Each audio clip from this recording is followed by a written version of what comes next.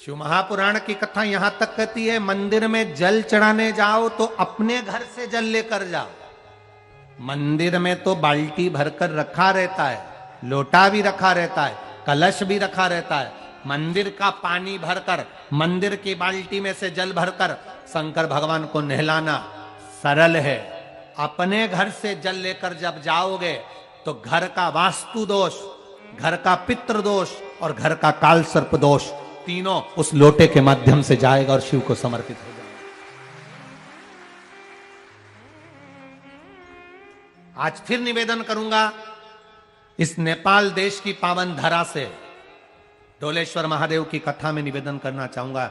जो बेटा बेटी नौकरी के लिए अप्लाई कर रहे हैं, जो बेटा बेटी चाहे सरकारी नौकरी हो, प्राइवेट नौकरी हो, सर्विस के लिए अप्लाई कर रहे हैं, उन बेटा बेटियों से निवेदन है, दुर्वा शिव जी को समर्पित कर कर केवल दूब जानते हो ना, दुर्वा सब जानते हैं। दुबा जो माला पिनाई थी उसमें बहुत सारी लगी थी, पढ़ी है यहां, बताना जरा।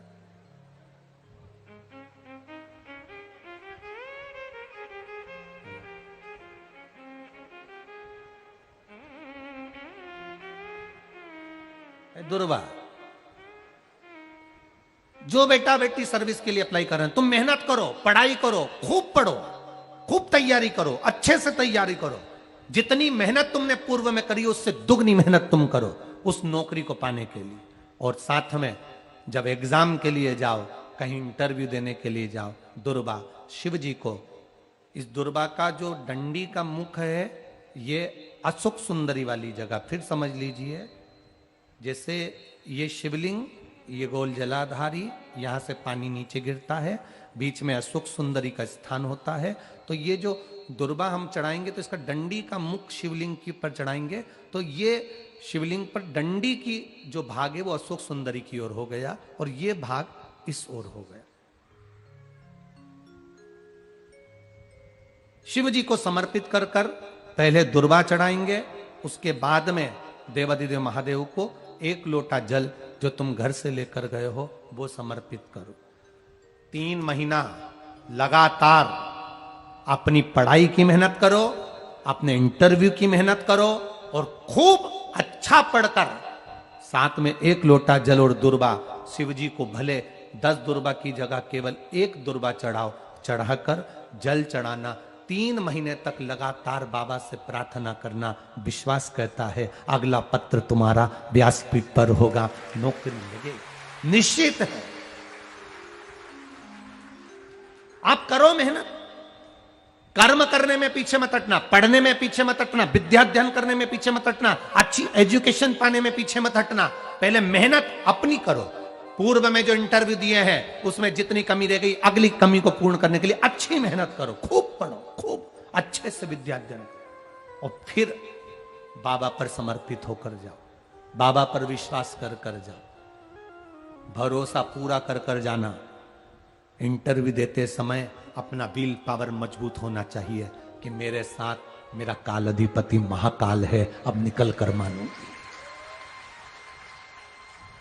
हम दुकान खोलते हैं, कपड़े की दुकान खोल रहे हैं, किराने की दुकान खोल रहे हैं, लोहे की दुकान खोल रहे हैं, भंगार की दुकान खोल रहे हैं, किराना की दुकान खोल रहा है, पान की दुकान खोल रहा है। हम दुकान खोलते हैं पर दुकान खोलने से पहले तुम्हारे 2 मन हो जाते हैं, चलेगी कि नहीं चलेगी, खोल तो लूंगी, चलेगी कि नहीं चलेगी। जिस दिन तुम दुकान खोलो 1 महीने पहले, 2 महीने पहले, 3 महीने पहले बाबा को दुर्वा चढ़ाकर, 1 लोटा जल चढ़ाकर नियम बनाकर जाना, 3 महीने बाद मैं दुकान खोल रही हूं, 2 महीने बाद मैं दुकान खोल रही हूं और मेरा विश्वास कहता है दुकान चलेगी। जिस दिन तुमने विचार कर लिया कि दुकान चलेगी कि नहीं चलेगी तो वो नहीं चलेगी। जिस दिन तुमने विचार कर लिया कि दुकान खोल रही हूं, मेहनत करूंगी, दिल से करूंगी, भले मेरे पास ज्यादा माल नहीं है, जितना माल खरीद के लाऊंगी उतना बेच कर बताऊंगी क्योंकि मेरे साथ काल अधिपति महाकाल है, तो वो चलेगी। विश्वास दृढ़ करो, भरोसा पक्का करो। जिस दिन तुम्हारा विश्वास दृढ़ हो गया उस दिन तुम विजय हो गए, उस दिन तुम आनंदता में हो गए। बच्चों का विल पावर कमजोर हो रहा है, दोस्त कह देते हैं सीए की पढ़ाई बहुत कठिन है, इंजीनियरिंग की पढ़ाई बहुत कठिन है, डॉक्टर की पढ़ाई बहुत कठिन है। साथ वाले ऐसे मत ढूंढना जो तुम्हारा विल पावर कमजोर कर दे। ये वाली फैक्ट्री खोलेंगे तो हो सकता है नुकसान हो जाए, इसलिए ये फैक्ट्री खोलने का मन नहीं हो रहा है। फैक्ट्री का सेटअप जम गया, सब कुछ जम गया, और मालूम पड़े, विचार करा कौन चलाएगा, कैसे होगा, कैसे चलेगी, तो वो फैक्ट्री कभी नहीं चलेगी। तुमने सोच लिया कि अपने क्षेत्र में नहीं है, मेहनत करूंगा, चार चांद लगाऊंगा, कहीं पर